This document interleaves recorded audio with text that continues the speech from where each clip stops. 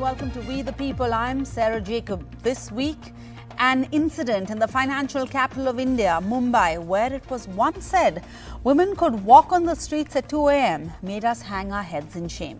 A South Korean woman traveling in India was molested by two men. The incident took place in car, and luckily she was live streaming this when this horrific event took place. Two men who molested her, they've now been arrested by the police. The police have registered a case of sexual assault on their own based on the video. Now, 24-year-old South Korean Ms. Park was harassed on a busy street on Tuesday night. And you can see in this video, it's a brightly lit up street.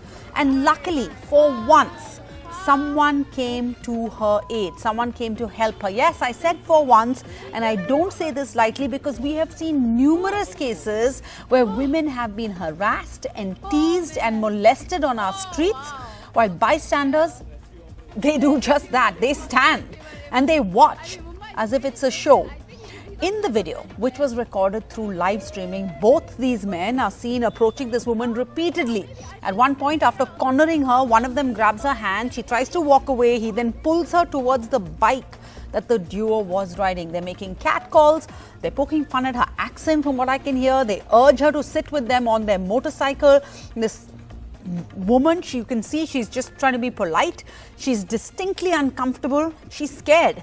In this video, she tries to dodge them. She tries to move ahead. But until that happens, what do we women do? Well, one of the, as we saw in this case with Ms. Park, technology is a big part perhaps of the problem-solving process. There are lots of ways that women can feel safer, and technologies are being made to help. I think there are apps that you can send alerts to friends and family that track your location while you're traveling, or that, synchronizes your phone. You can start audio recording messages because you need proof in the end. Well, for more on this, actually someone better than me to talk about this is Arun Mishra. He's the CEO and founder of Bizbrolly, and they also make mobile app development teams that make safety apps, right? Arun Mishra, can you tell us something about the safety app you made, in the sense of why did you choose to make it? What sparked it off? Because I guess this is a business, so you have to think about whether it will pay off. Why did you invest in this? How popular has it been? Has it exceeded your expectations or not? Or have you guys failed? Has it been a failed business?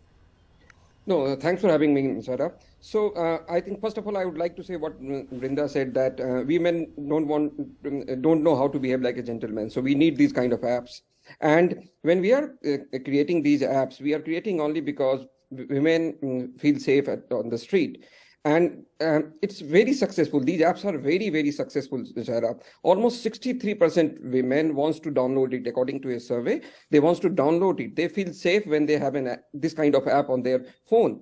And you talked about model policing.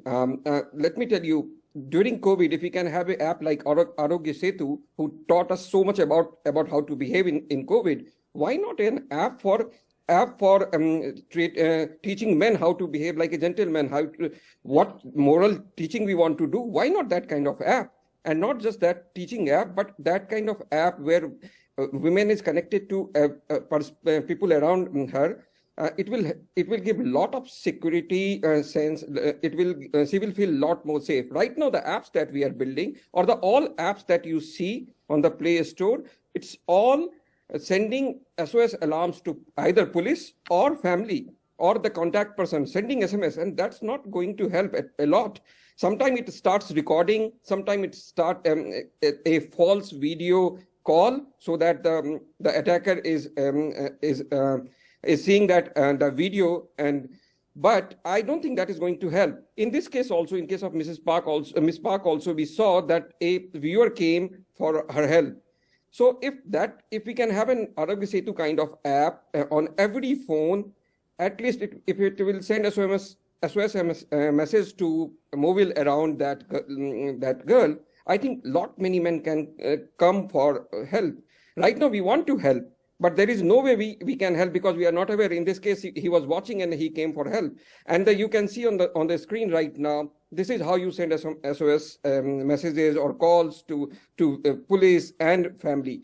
But we are not sending any such message to people around that women.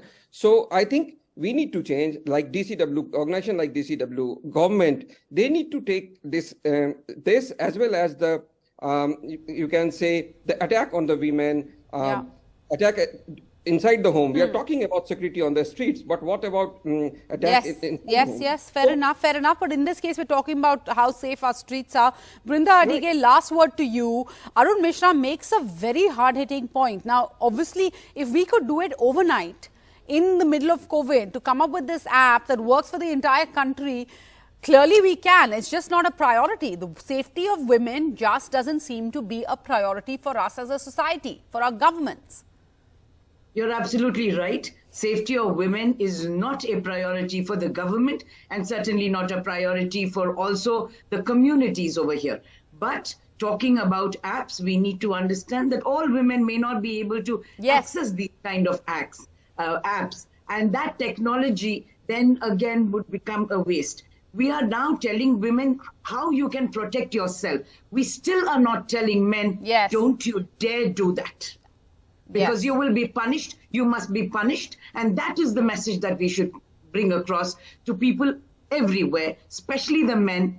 Do not place the burden of protecting me from you. We want the burden to be on you, that you will not, you shall not harm or sexually harass or violate a woman and her person. Arun ji, thank you so much. We're all out of time. Thank you for joining us on We the People. But the arrest of these two men for stalking and sexually harassing a 24-year-old South Korean YouTuber in Mumbai is not an isolated incident. They dared to do so in public. The fact that they dared to do so in public is a telling commentary on the state of affairs in our big cities. You can only imagine what it's possibly like in smaller cities in rural India. Thank you all for joining us on We the People, where we believe it's important to speak up, important to listen.